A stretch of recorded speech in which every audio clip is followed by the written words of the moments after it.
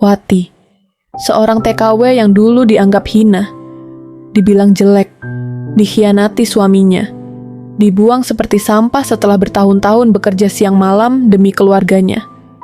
Saat aku pulang, aku tak lagi punya rumah, tak lagi punya suami. Bahkan anakku sendiri sudah melupakanku. Lebih menyakitkan lagi, perempuan itu wanita yang merebut segalanya dariku, berdiri di depan pintu dengan senyuman penuh kemenangan.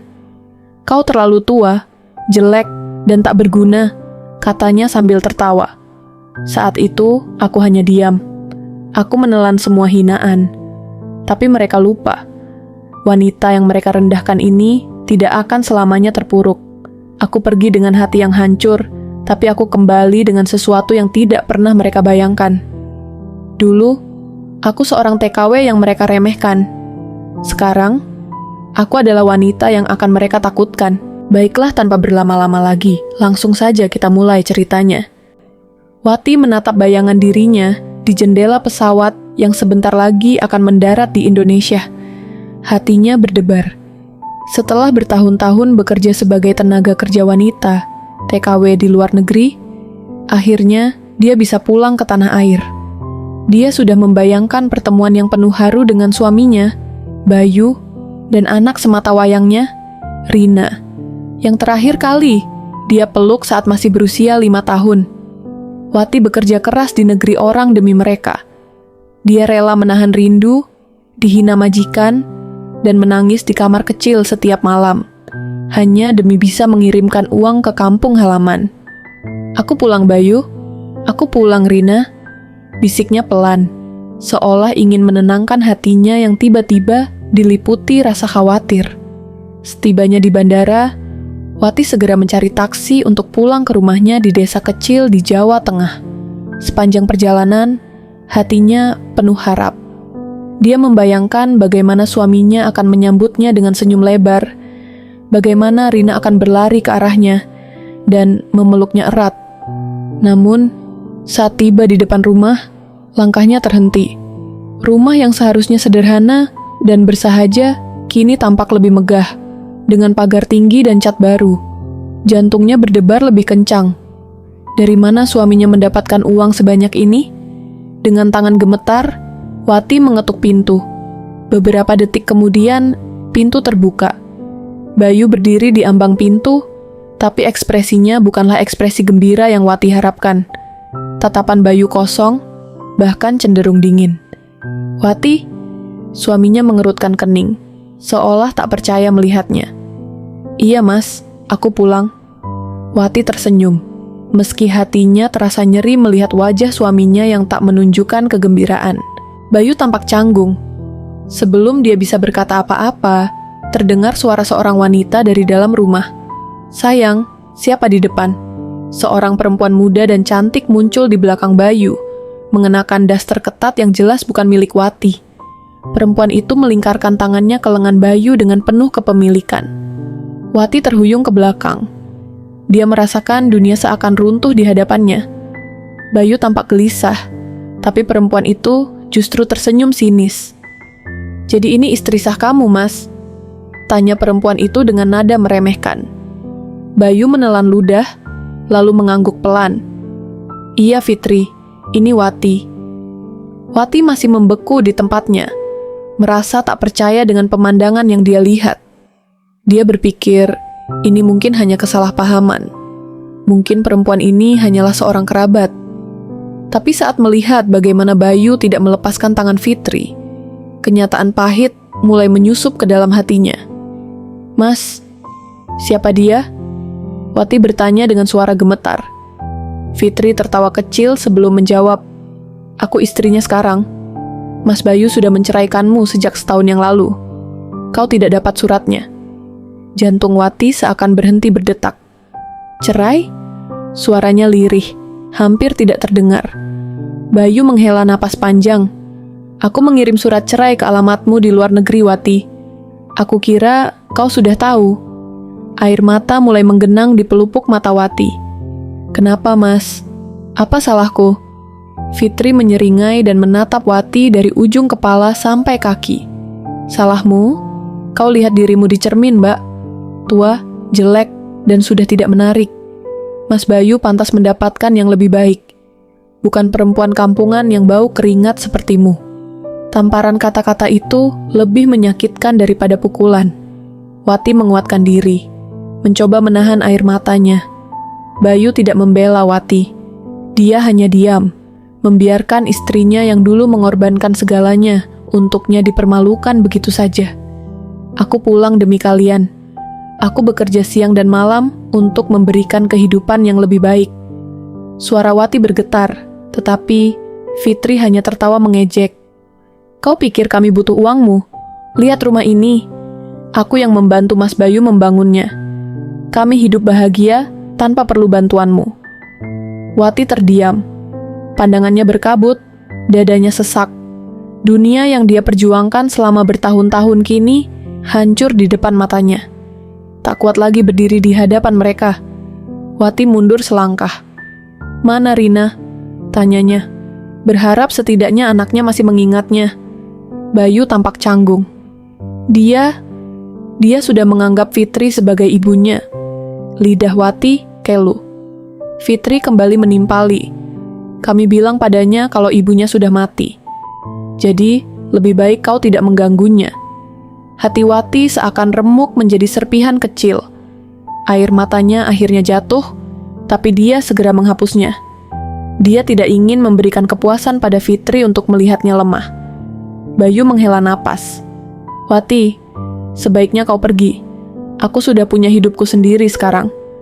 Wati menguatkan dirinya.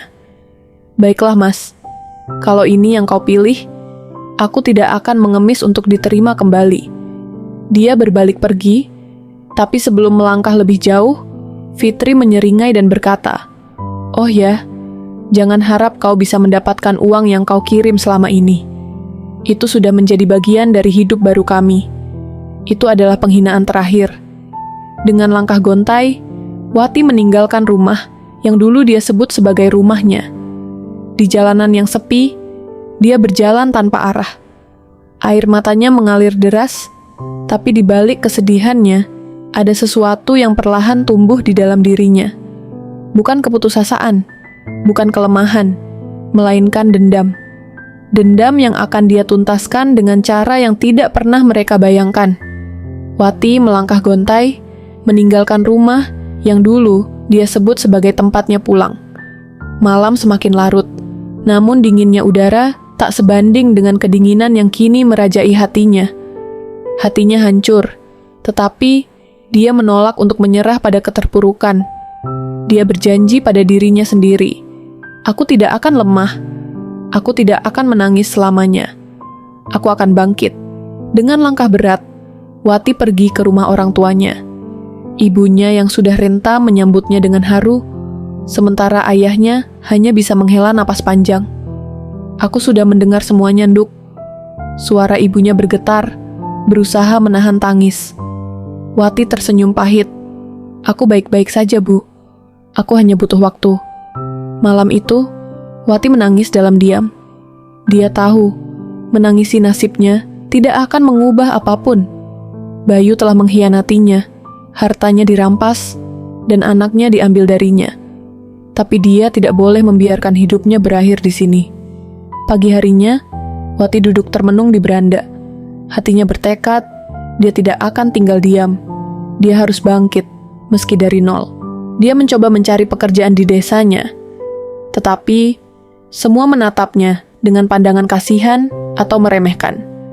Fitri telah menyebarkan cerita bahwa Wati kembali dalam keadaan menyedihkan, dan kini banyak yang memandangnya sebelah mata. "Aku tidak bisa tinggal di sini," gumamnya dalam hati. Wati mengambil keputusan besar. Dengan uang yang tersisa, dia memutuskan kembali menjadi TKW. Namun kali ini, dia tidak hanya ingin bekerja untuk bertahan hidup, tetapi untuk membangun masa depan yang lebih baik. Dia kembali ke Singapura, tempat dulu dia bekerja. Namun kali ini, dia tidak lagi bekerja sebagai pembantu rumah tangga. Dengan tekad baja, dia mengikuti kursus keterampilan yang difasilitasi oleh komunitas pekerja migran. Dia belajar bahasa Inggris lebih dalam. belajar mengelola bisnis kecil, bahkan mengambil kursus tata rias. Selama 2 tahun, Wati bekerja siang dan malam. Dia bekerja sebagai asisten salon di waktu luangnya, menyisihkan sedikit demi sedikit uang yang dia peroleh. Dia mulai memahami dunia bisnis kecantikan, melihat peluang yang bisa dia manfaatkan di masa depan. Perlahan tapi pasti, penampilannya pun berubah. Dia mulai merawat dirinya sendiri, mengenakan pakaian yang lebih rapi, dan tampil lebih percaya diri. Namun lebih dari sekadar kecantikan luar, Wati membangun kembali harga dirinya. Dengan uang tabungannya, Wati memutuskan membuka usaha kecil di Singapura. Berbekal keterampilan yang dia pelajari, dia membuka jasa rias kecil-kecilan di komunitas TKW. Awalnya sulit, tidak banyak orang percaya padanya. Tapi Wati tidak menyerah. Dia bekerja keras, menawarkan harga murah untuk menarik pelanggan. Bahkan rela bekerja lembur demi memberikan hasil terbaik. Lama-kelamaan, namanya mulai dikenal. Beberapa kliennya adalah TKW yang ingin tampil lebih cantik di hari libur mereka. Dan dari mulut ke mulut, bisnisnya semakin berkembang. Tak hanya itu, Wati juga mulai belajar investasi dan bisnis online. Dengan bantuan teman-teman yang dia temui di Singapura, dia mulai membangun usaha jual beli kosmetik dari Indonesia ke luar negeri. 6 tahun berlalu. Kini Wati bukan lagi wanita yang dulu dihina dan ditinggalkan. Dia telah menjadi wanita sukses, mandiri, dan lebih kuat dari sebelumnya. Wati memutuskan kembali ke Indonesia. Kali ini bukan sebagai wanita yang dipermalukan, tetapi sebagai seorang pebisnis sukses. Dia mengenakan gaun elegan, riasannya sederhana namun anggun, dan auranya memancarkan kepercayaan diri yang baru. Langkah Wati mantap saat keluar dari pintu kedatangan bandara. Setelah bertahun-tahun bekerja keras di luar negeri, kini ia kembali ke Indonesia sebagai wanita yang berbeda. Dulu, ia pulang dengan hati hancur dan tubuh yang lelah. Tapi kali ini, ia pulang sebagai sosok yang kuat, elegan, dan berwibawa. Penampilannya kini jauh berbeda. Rambutnya tertata rapi, wajahnya berseri dengan riasan tipis yang menonjolkan kecantikannya. Tubuhnya lebih ramping dan anggun berkat pola hidup sehat yang ia jalani di luar negeri. Namun, perubahan paling besar bukan pada fisiknya, melainkan pada kepercayaan diri dan tekadnya yang kini membara. Seorang sopir pribadi membukakan pintu mobil mewah untuknya. Wati tersenyum tipis, masuk ke dalam mobil, dan melirik layar ponselnya. Ada satu nama yang menjadi tujuannya pertama kali. Bayu. Hari ini, dia tidak sekadar pulang. Dia kembali untuk merebut kembali haknya, anaknya, dan harga dirinya. Di rumah mewah yang dulu pernah menjadi miliknya, Bayu duduk di ruang tamu dengan wajah kusut. Hidupnya tidak lagi semewah dulu. Fitri, wanita yang dulu begitu ia banggakan, telah pergi meninggalkannya setelah mengetahui bisnisnya bangkrut. Uang yang selama ini mereka hamburkan tanpa perhitungan akhirnya habis, menyisakan hutang yang menggunung. Kini, rumah yang dulu megah itu mulai tak terawat. Catnya mulai pudar, furniturnya usang, dan yang lebih menyakitkan, Rina. Anak yang dulu mereka rebut dari Wati, mulai memberontak karena merasa hidupnya tidak lagi nyaman. Saat Bayu sedang termenung, sebuah mobil mewah berhenti di depan rumahnya. Dari dalamnya, seorang wanita turun dengan langkah anggun. Mata Bayu membelalak saat melihat siapa yang datang. Wati, wanita itu tersenyum. Masih mengenaliku, Mas? Bayu terpana. Wati yang berdiri di hadapannya bukan lagi wanita yang dulu ia hina dan tinggalkan. Wati melangkah masuk ke dalam rumah tanpa menunggu undangan. Pandangannya menyapu sekeliling, mengingat bagaimana dulu rumah ini terasa seperti surga baginya. Kini, rumah ini hanya bayangan dari kejayaannya yang lalu. Bayu masih tak bisa berkata-kata. Ia menatap Wati dengan campuran rasa terkejut, kagum, dan ketakutan. "Apa yang kau lakukan di sini?" Akhirnya Bayu bertanya dengan suara bergetar. Wati tersenyum tipis. "Aku hanya ingin melihat rumah ini sekali lagi." dan melihat anakku. Bayu tersentak. Sebelum ia bisa menjawab, Rina muncul dari dalam kamar. Gadis itu kini sudah beranjak remaja, dengan mata besar yang dulu selalu penuh keceriaan. "Bu," suara Rina lirih, seolah tidak percaya dengan apa yang dilihatnya. Wati tersenyum hangat. "Iya, sayang, ibu pulang." Tanpa ragu, Rina berlari ke arahnya dan memeluknya erat. Tangisnya pecah di dada ibunya. "Bu, aku kangen." Wati membelai rambut putrinya. "Ibu juga kangen sekali sama kamu, nak." Bayu hanya bisa berdiri terpaku, melihat betapa dalamnya ikatan antara ibu dan anak yang tidak bisa ia pisahkan. Tak peduli berapa lama mereka terpisah. Setelah beberapa saat, Wati melepaskan pelukan Rina dan menatap Bayu dengan tatapan penuh arti. "Mas, aku datang bukan untuk meminta belas kasihan. Aku datang untuk mengambil kembali hakku." Bayu menelan ludah. "Hak apa?" Wati menghela napas pelan, lalu berkata dengan suara tegas, "Rumah ini aku beli dengan uang yang aku kirim selama bertahun-tahun. Dan sekarang aku ingin mengambilnya kembali." Bayu terkejut. "Tapi, dan satu lagi," Wati memotong, "aku akan membawa Rina bersamaku." Bayu tersentak. "Tidak, kau tidak bisa begitu saja mengambilnya." Rina menatap ayahnya dengan mata berkaca-kaca. "Ayah, aku ingin ikut ibu." Bayu semakin panik. Ia tahu Wati kini bukan lagi wanita yang bisa ia remehkan. Wanita di hadapannya ini telah berubah menjadi sosok yang berani dan penuh percaya diri. "Aku sudah menyiapkan semua dokumen hukum, Mas," lanjut Wati dengan tenang. "Aku punya bukti bahwa uang yang membangun rumah ini berasal dariku. Dan tentang Rina, dia berhak memilih." Bayu semakin terpojok. Ia tahu ia tak lagi punya kekuatan untuk melawan Wati. Perlahan, kepalanya tertunduk. Aku menyesal, Wati." Suaranya penuh kepahitan. Wati menatapnya tanpa emosi. "Penyesalan datang terlambat, Mas. Aku sudah memaafkanmu, tapi aku tidak akan melupakan apa yang kau lakukan." Dengan kepala tegak, Wati meraih tangan Rina. "Ayo nak, kita pulang." Tanpa menoleh ke belakang, ia melangkah keluar dari rumah yang dulu pernah ia perjuangkan. Kali ini, ia pergi bukan sebagai wanita yang kalah, tapi sebagai pemenang sejati. Di sebuah rumah yang jauh lebih megah dari rumah lamanya, Wati duduk di taman bersama Rina. Mereka menikmati sore yang tenang, sesuatu yang sudah lama tidak mereka rasakan. "Ibu, apakah kita akan bahagia?" tanya Rina pelan.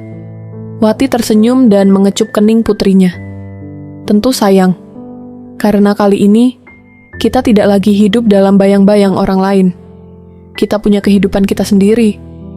Angin sore berhembus lembut, membawa ketenangan yang sudah lama dinantikan. Wati telah melalui begitu banyak penderitaan, tapi ia tidak membalas dendam dengan kebencian. Ia membalas dengan cara yang lebih indah, dengan menjadi wanita yang lebih kuat, lebih sukses, dan lebih berbahagia. Dan itu adalah balas dendam terbaik yang pernah ada. Kesimpulan, dari seorang wanita yang dihina, diselingkuhi, dan dianggap tak berharga, Wati membuktikan bahwa tak ada yang bisa meremehkan perempuan yang kuat. Dia tidak hanya bangkit dari keterpurukan, tapi juga mencapai kesuksesan yang bahkan tak pernah terbayangkan oleh orang-orang yang telah mengkhianatinya. Bayu dan Fitri kini hanya bisa menyesali perbuatan mereka, sementara Wati melangkah dengan penuh kebanggaan, karena balas dendam terbaik adalah menunjukkan bahwa tanpa mereka, dia justru menjadi jauh lebih hebat. Kisah Wati telah memberikan pelajaran bahwa hidup tidak berakhir hanya karena dikhianati. Jika kalian terinspirasi oleh kisah ini, jangan lupa subscribe, like, dan nyalakan lonceng notifikasi. Bagaimana menurut kalian akhir dari kisah ini? Apakah balas dendam Wati sudah cukup? Atau seharusnya lebih dari ini? Tulis pendapat kalian di komentar. Dan ingat, jangan pernah meremehkan seseorang, karena bisa jadi suatu hari dia akan kembali dengan cara yang tak terduga.